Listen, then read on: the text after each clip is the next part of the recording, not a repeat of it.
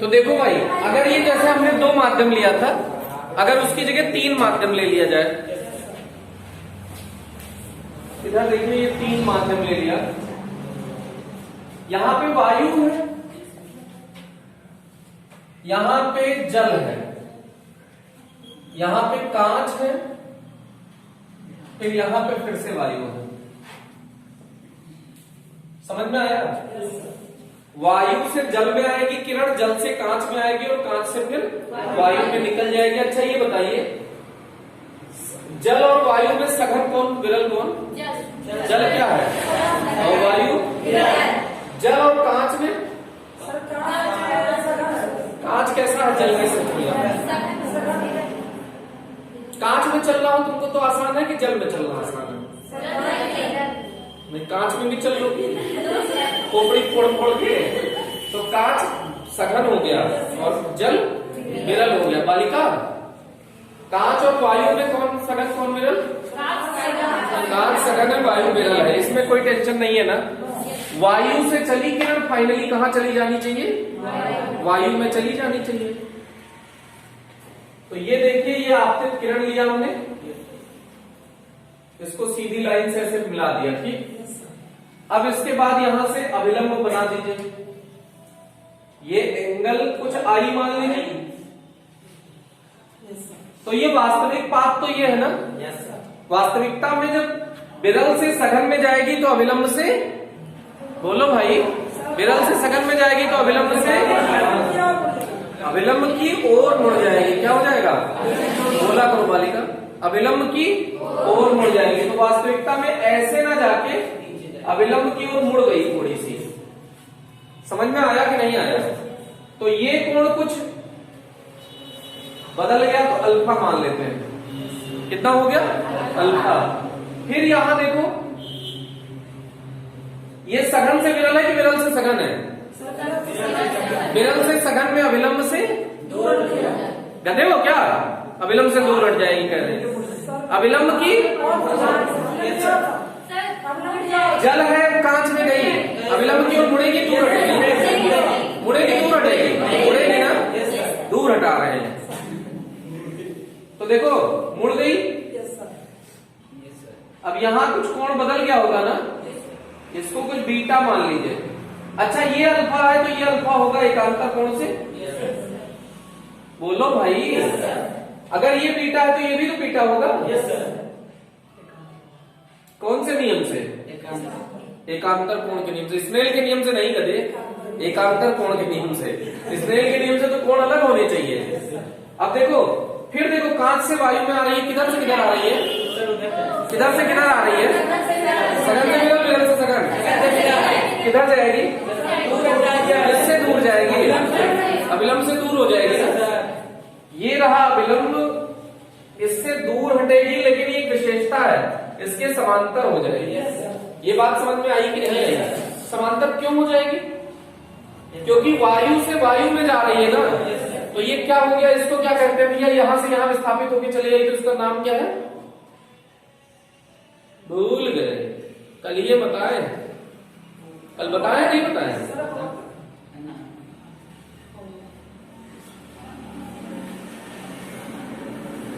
पार्श्विक विस्थापन। क्या विस्थापन? जब समांतर विस्थापित हो गई तो इसको, इस विस्थापन को, ये लंबवत जो विस्थापन है वास्तविक मार्ग से, उसको क्या कहते हैं? पार्श्विक विस्थापन। क्या कहते हैं? पार्श्विक विस्थापन। ऐसे लिखा जाता है, पार्श्विक विस्थापन। ये पार्श्विक विस्थापन हो गया। क्या हो गया भैया? पार्श्विक विस्थापन। इंग्लिश में कहते हैं लैटरल डिस्प्लेसमेंट। कैसा डिस्प्लेसमेंट है? Lateral displacement. लैटरली डिस्प्लेस हो गया। चल जाएगा क्या?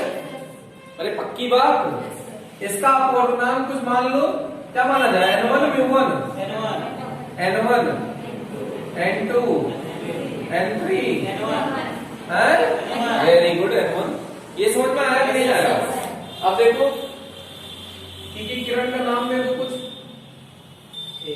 P Q और S T। 1 से 2 के लिए इसका नंबर दे दो, 1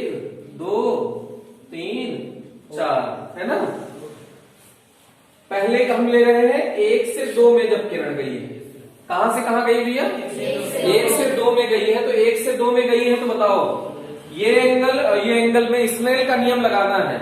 तो साइन आई, बोलो साइन आई अपॉन साइन अल्फा, समझे कि नहीं समझे? साइन आई अपॉन साइन अल्फा बराबर क्या हो जाएगा? अपवर्तनांक किसका लेंगे? जिसने किरण को डिस्टर्ब किया, किसको लेंगे? N2 ऐसे लिख सकते हैं ना, पक्की बात। 1 से 2 के लिए हो गया, 2 से 3 के लिए ले लीजिए। चलिए यहां से यहां बोलिए साइन, बोलो अल्फा बटे साइन बीटा बराबर किसने डिस्टर्ब किया? N3 ने डिस्टर्ब किया। कहां से आ रही थी? 2 से आ रही थी। ये समझ में आया नहीं आया? 3 से 4 ले लीजिए, 3 से 4 ले लीजिए, बोलिए साइन बीटा। और ये कौन सा कोण है? कौन है? आई है, समझे कि नहीं? क्योंकि समान माध्यम में कोण समान होंगे। तो ये भी कौन सा कोण है? आई। कौन सा कोण है? आई। तो साइन बीटा अपॉन साइन आई बराबर, बोलो N13। ये बात खोपड़ी में गई कि नहीं? समीकरण 1 गुणा 2 गुणा 3, समीकरण 1 का 2 से और 3 से ये सबका आपस में गुणा कर लीजिए। LHS का LHS में कर दीजिए, RHS का RHS में कर दीजिए। ये सब बोर्ड में नहीं आएगा। इससे हम आपको सिर्फ ये बताना चाहते हैं, ये सिखाना चाहते हैं कि आप ये समझ सकें कि एक माध्यम से दूसरे माध्यम में किरण जाती है तो अपवर्तनांक किसका लेते हैं, वो अपवर्तनांक किसके बराबर होता है, ये सब सिखा रहे हैं। सबसे मुश्किल होता है इस पूरे टॉपिक में अपवर्तनांक। आप अपने जो फ्रेंड है उनसे पूछिएगा, सबसे ज्यादा कंफ्यूजन नहीं रहता है, अपवर्तनांक लेने में गलत कर जाते हैं, सबसे ज्यादा कंफ्यूजन है। लेकिन इतना सिंपल तरीके से आपको बताया, आप कहीं नहीं कंफ्यूज होंगे, जिंदगी में नहीं कंफ्यूज होंगे। नहीं तो यहां से ये कंडीशन आप जिससे मर्जी उससे दे दीजिए, जिस दोस्त को लग रहा हो कि फिजिक्स बहुत बढ़िया आती होगी ना, यही 3 कंडीशन दे दीजिए कि अब यहां से अपवर्तनांक लिख दो, स्नेल का नियम लगा दो, लगा जाए तो आप बताइए, फ्यूज उड़ जाएगा। बस आप ये मत बताइए कि अपवर्तनांक का मतलब होता है किरण मोड़ने की ताकत। अपवर्तनांक हमेशा उसका लेते हैं जिसने किरण को डिस्टर्ब किया। अगर ये ट्रिक नहीं पता है किसी को तो हमेशा गलत होगा ये, समझे कि नहीं? तो ये सबसे इंपॉर्टेंट लाइन थी। अब इसको देखिएगा, तीनों का गुणा कर दीजिए, sine i sine alpha into sine alpha sine beta into sine beta sine i. समझ में आई? इसको कैसे लिखेंगे? N21 N32 N13। ये समझ में आया? क्या ढिच्चिक ढिच्चिक हो रहा है?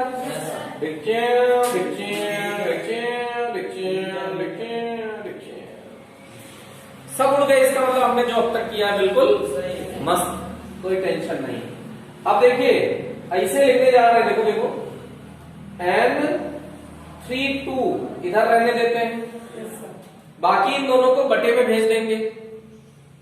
नहीं आया, 1 अपॉन N21 इंटू N13। ये समझ में आया कि नहीं आया? अब 13 को ऊपर लेके चले जाओ। तो अभी कल प्रूव किया था, कल याद करो ऐसे प्रूव किया था, N21 को ऐसे लिख सकते हैं आप N12। भूल गए? याद है? भूल गए? याद है? ये वाला अंक बदल जाता है अगर ऊपर नीचे कर दो तो। सही बात है? अरे सही बात है ना? तो इसको देखो 13 को ऊपर ले जाएंगे तो क्या हो जाएगा? N31 upon N21 N3 with respect to 2। Refractive index of 3 with respect to 2 equals refractive index of 3 upon refractive index of 1। वो sorry 2। Refractive index of 3 with respect to 2 equals क्या होगा? Refractive index of 3 upon refractive index of 2, और इन दोनों को किसी के respect में ले लीजिए, जिसके रिस्पेक्ट में लीजिए दोनों को लीजिए। समझ में आया कि नहीं आया? आ गया? आ गया?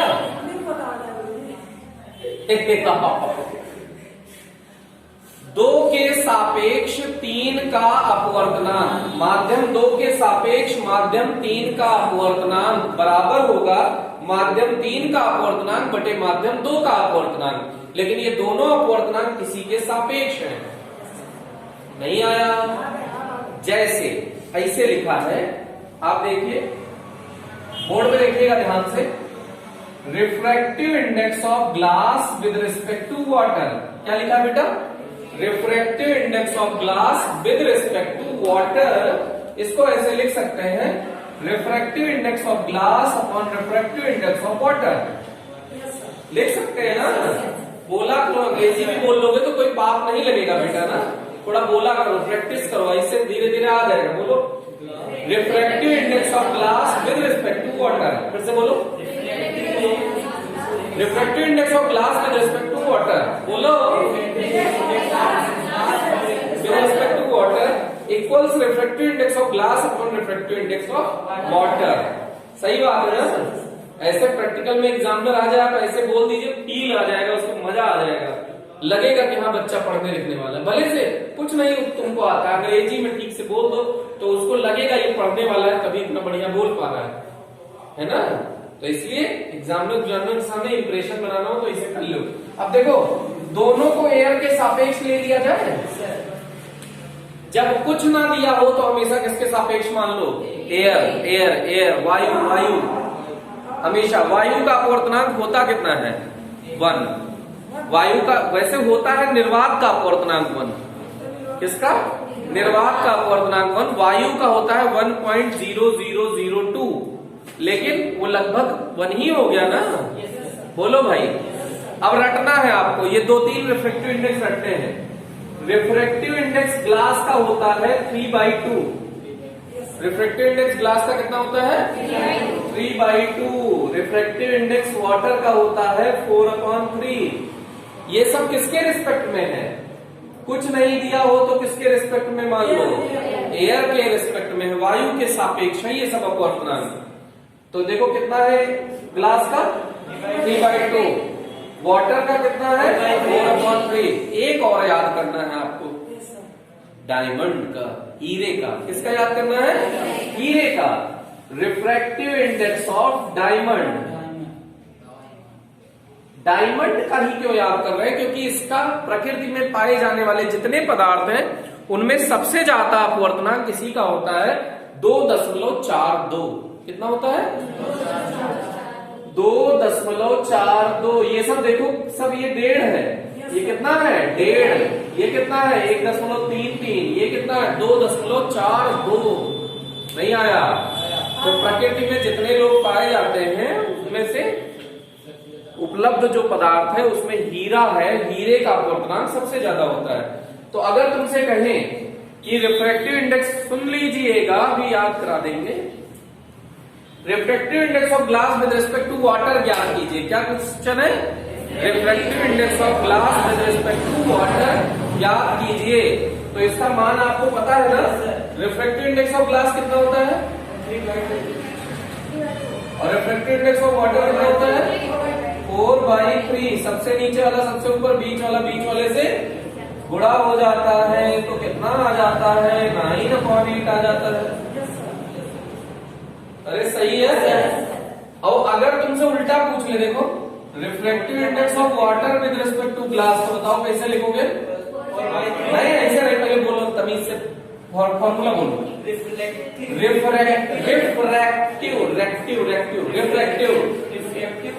रिफ्रैक्टिव इंडेक्स ऑफ वाटर बेटा upon refractive index of glass. ये सबको किसके रिस्पेक्ट में ले लो? एयर के रिस्पेक्ट में। बोलना होता है, कुछ लोग मौन व्रत करने आते हैं यहाँ ना, सोचते चुपचाप बैठे रहो पूरा ज्ञान हमको मिल जाए ना। वो मौन वाला जमाना चला गया कि ध्यान लगाते थे बस सब ज्ञान मिल जाता था। अब बोलने से ज्ञान मिलता है, समझे? पहले चुप होने से ज्ञान मिलता था। रिफ्रैक्टिव इंडेक्स ऑफ वाटर कितना है? 4/3। बोलो, रिफ्रैक्टिव इंडेक्स ऑफ वाटर कितना है? 4/3। रिफ्रैक्टिव इंडेक्स ऑफ ग्लास कितना है? 3/2। डिजिट 8/9। क्या दोनों आंसर उल्टा उल्टा है? ये बात ध्यान रखना, नहीं तो उल्टा सीधा सीधा उल्टा हो जाता है। सही बात है कि नहीं? सही बात है कि नहीं? कुछ ज्ञान समझ में आया? इसको आप अपने मन से डिराइव भी कर सकते हैं। ठीक है, घर से अच्छे से ट्राई करके आइएगा। सुनिए, आगे थोड़ा सा बढ़ा देते हैं, नहीं तो टाइम नहीं है। आज लेट क्लास शुरू हुई, ज्यादा देर हो नहीं पाएगी इस करके।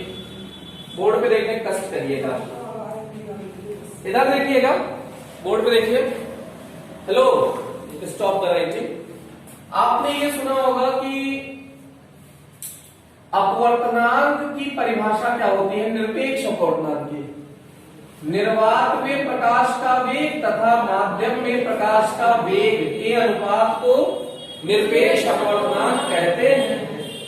मान लो कोई प्रकाश की किरण है, वो प्रथम माध्यम में उसका वेग v1 है, तो अपवर्तनांक क्या हो जाएगा? कुछ n1। और द्वितीय माध्यम में उसका वेग कितना है? v2। तो इन दोनों का अनुपात ले लो, n1/n2 बराबर c/v1 c/v2। सबसे नीचे वाला सबसे ऊपर बीच वाले से बड़ा हो जाता है ना, cv2/cv1। डिजिट तो n1/n2 बराबर v2/v1। तो जिसका अपवर्तनांक ज्यादा होगा, इसका मतलब ऐसे कह नहीं सकते हो n व्युत्क्रमानुपाती v। क्या बेटा, कुछ दिक्कत हो तो बता सकते हैं, नहीं बता सकते तो देखिए, इसका मतलब है जिस माध्यम में वेग ज्यादा होगा उसका अपवर्तनांक कम होगा। अगर वेग ज्यादा है तो अपवर्तनांक कम होगा। समझे कि नहीं समझे? अच्छा, एक माध्यम से दूसरे माध्यम में जाने पे क्या क्या नहीं बदलता है? क्या क्या नहीं बदलता है? हाँ, वेग तो बदलता ही है गधे। आवृत्ति, कलर और कला कोण। वाह, बहुत बढ़िया, बहुत बढ़िया। 1 करोड़ का जवाब है। आवृत्ति, रंग और कला कोण ये नहीं बदलते हैं। क्या क्या बदल जाते हैं? दिशा तो बदलती है, दिशा थोड़ी है। वेग और तरंगदैर्घ्य बदल जाते हैं, वेग और तरंगदैर्घ्य बदल जाते हैं। ये ध्यान रखिएगा, वेग और तरंगदैर्घ्य बदल जाते हैं। तो देखिए देखिए देखिए, हम जानते हैं v बराबर न्यू लेमडा। म्यू नहीं, न्यू न्यू न्यू, ये है न्यू। v बराबर न्यू लेमडा। अगर प्रथम माध्यम में वेग v1 है तो तरंगदैर्घ्य λ1 हो जाएगा। अब ये न्यू क्या है? आवृत्ति। न्यू क्या है? आवृत्ति तो नहीं बदलती है ना भाई। ये लेमडा क्या है? तरंगदैर्घ्य। लेमडा क्या है? ये तो बदल जाता है ना। द्वितीय माध्यम में जब प्रकाश का वेग v2 है तो न्यू न्यू ही रह जाएगा। लेमडा कितना हो जाएगा? λ2। दोनों को भाग दे दीजिए, न्यू न्यू उड़ जाएगा ना। तो v1/v2 बराबर λ1/λ2। ये भी आ गया ना। तो इस संबंध को इकट्ठा करिए। बोलो, जब n1/n2 है, देखो n1/n2 है तो v2/v1 है। क्या है? v2/v1 है। तो जब v2/v1 है तो λ2/λ1 हो जाएगा ना। λ2/λ1। ये संबंध आपको याद रखना है। इस पे सीधे सीधे न्यूमेरिकल आता है। अरे, प्रथम माध्यम द्वितीय माध्यम में से एक का अपवर्तनांक दे देंगे, एक का ज्ञात करना रहेगा, एक में वेग दे देंगे, दूसरे में वेग दे देंगे। तो 3 चीजों में से 4 चीजों में से चाहे वेग और अपवर्तनांक देंगे तो ये संबंध यूज कर लीजिएगा, अपवर्तनांक और तरंगदैर्घ्य देंगे तो ये संबंध यूज कर लीजिएगा।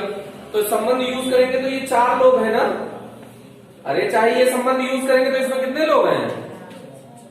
4 लोग नहीं लिख रहेंगे तो 4 लोग में से 3 लोग दिए रहेंगे, 1 लोग नहीं ज्ञात हो जाएंगे। बोलो भाई, ऐसे ये कितने लोग हैं? 4। इसमें से 3 लोग दिए हैं तो 1 लोग नहीं ज्ञात हो जाएंगे। ये तरीका है, इस पे आधारित न्यूमेरिकल आते हैं। कुछ कहानी समझ में आ गई क्या? तो ये अपवर्तनांक लगभग हमने खत्म कर लिया है।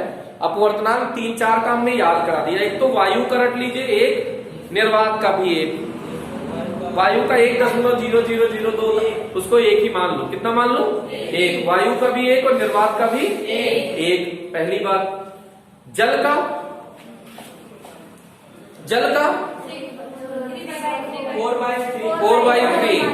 जल का 4/3। कांच का 3/2। याद कर लीजिए। डायमंड का 2.42। फिर से जल का 4/3। जल का 4/3। अच्छा, अगर ऐसे ना याद आए तो भिन्न में भाग देके देख लिया करिए। 3/2 का 1.5 होता है और 4/3 का 1.33। 1.33 कम है, 1.5 ज्यादा है। तो ज्यादा वाला मतलब कांच का होगा, कम वाला पानी का होगा। नहीं आया? जल का कितना होता है? 4/3। जल का कितना होता है? वायु का चढ़ गई। वायु का कितना होता है? 1। वायु का कितना होता है? 1। कांच का बौरा गए, अब बौरा गए। कांच का कितना होता है? 3/2। जल का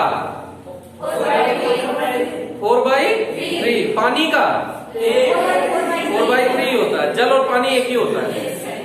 कोई लोग कह रहे हैं नहीं जल का अलग होता है, सब पानी का तो एकदम अलग हो जाता है। गधे हो क्या यार? जल का कितना होता है? 4/3। कांच का? वायु का? डायमंड का 2.42। डायमंड का 2.42। डायमंड का 2.42। जल का 4/3। वायु का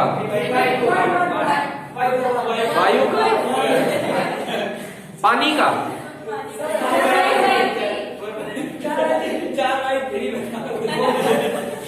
4/3। चल जाएगा ना?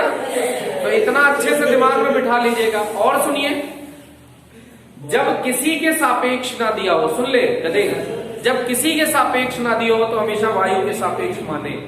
जैसे हमने सिर्फ ऐसे लिख दिया है, देखो रिफ्रैक्टिव इंडेक्स ऑफ ग्लास ऐसे लिखा है, इसका मतलब ये किसके सापेक्ष है? वायु के गधे। किसके सापेक्ष है? तो ये कितना होता है ग्लास का? ऐसे लिखा है रिफ्रैक्टिव इंडेक्स ऑफ वाटर। तो इसका मतलब किसके सापेक्ष है? वायु।